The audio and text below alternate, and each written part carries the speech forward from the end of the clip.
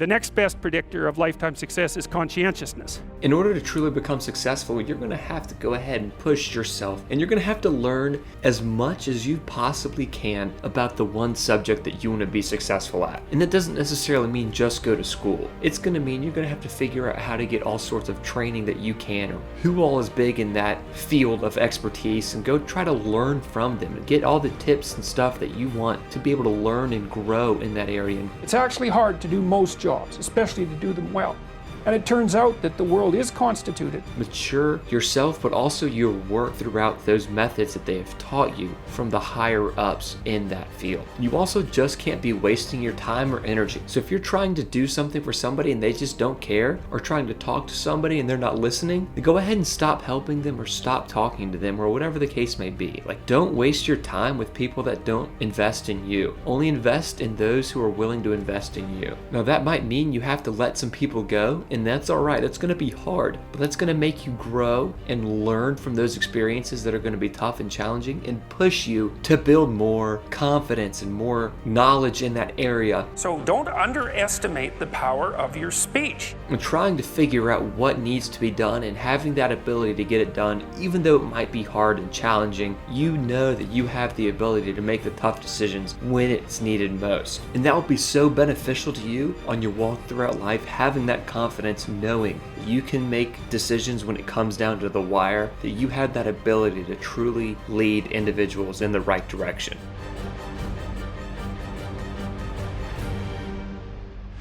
Think about this, because I'll tell you what it is that you need to do to be successful. Some of these things aren't so malleable, but others are things that you can work on. Well, IQ, well, that's a rough one, because there's no evidence, as far as I can tell, that you can do a damn thing about your IQ. I was just reading a paper by Dan Simon today.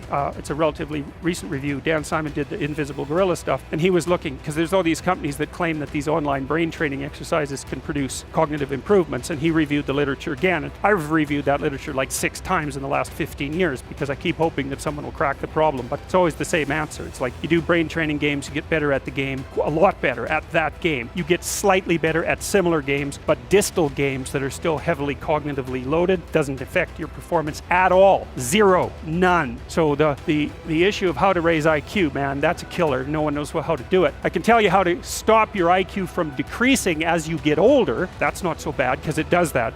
Fluid IQ decreases from the time you're 20 and pretty rapidly. It's physical health is the best preventative. So exercise, physical exercise. Weirdly enough, you'd think, well, why? Well, your brain uses oxygen like mad, right? And it needs to be kept clean and well oxygenated. And physical exercise, both like weightlifting, so anaerobic. There's a line in the New Testament that's relevant to that. Do not cast pearls before swine. And what that means is that if people are not listening to you, stop talking to them. And that is the best piece of advice that I can give you. And what happens is that if you stop talking to people who aren't listening to you and start watching them instead, they will tell you what they're up to. But so if you have things to say them, but you find people that will listen, talk to them. The ones who aren't listening, pull back, because you're devaluing what you have to say by offering it to an audience that does nothing but reject it. And that's a good guideline to life in general. The right level of focus is the individual. And what individuals can do first is like what a physician should do. First, do no harm, right? Like, assume that, you're probably a force for mayhem and trouble unless you've got yourself disciplined and aimed. Right.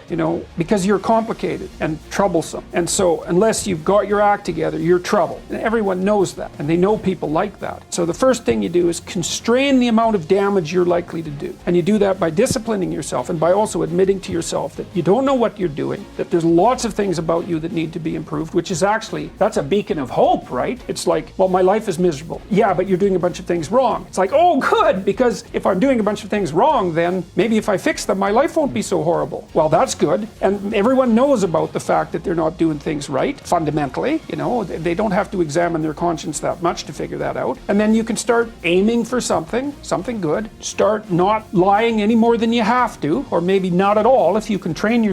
Then you start to discern truth from falsehood, and then you can find out empirically, does your life get better or worse? So, one way of conceptualizing yourself is that you're one speck of dust among 7 billion. And when you conceptualize yourself that way, you might think, well, what difference does it make what I say or do? And that's actually quite convenient for you, because if it doesn't matter what you say or do, then you don't have any responsibility and you can do whatever you want. The price you pay for that is a bit of nihilism, but if you don't have to shoulder any responsibility, that's a small price to pay. That's the underground motivation for nihilism. But the other way of looking at it, and this is actually the accurate way of looking at it, is that you're in a network. You're a node in a network. And so you can do a little bit of arithmetic very rapidly and just figure out how powerful you are. You know 1,000 people. You're going to know more than that over the course of your life, but let's say 1,000 for the sake of argument for now. They know 1,000 people. That means that you're one person away from 1,000,000 people and 2 persons away from 1,000,000,000 people. And you're the center of that network. And now the way networks work is that information propagates in a networked manner. So don't underestimate the power of your speech.